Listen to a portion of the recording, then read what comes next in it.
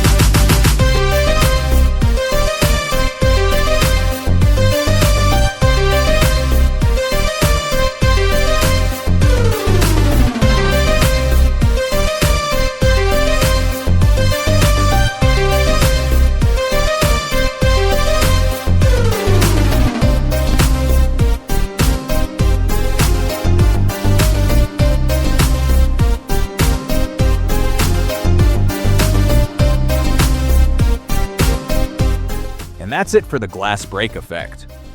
Quick tweaks, little shake, some motion blur, done.